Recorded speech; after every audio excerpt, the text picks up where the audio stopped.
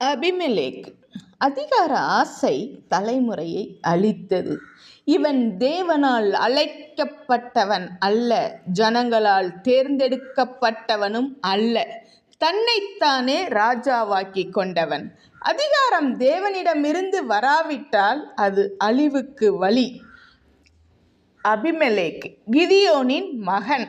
ஆனால் கிதியோனின் விசுவாசம் அவனிடத்தில் இல்லை. அழைப்பு இல்லாமல் அதிகாரம் தேடினான்.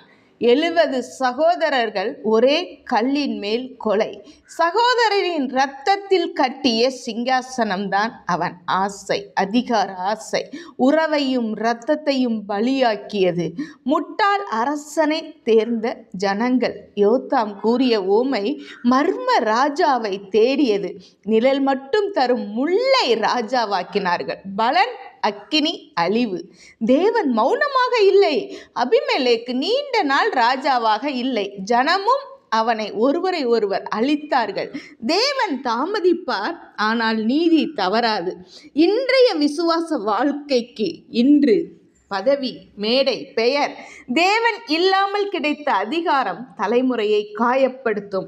அழைப்பு இல்லாத அதிகாரம், அபிஷேகம் இல்லாத சிங்காசனம். கர்த்தாவே, நீர் கொடுக்காத உயரத்தை நான் தேடாதபடி என்னை காத்தருளும்.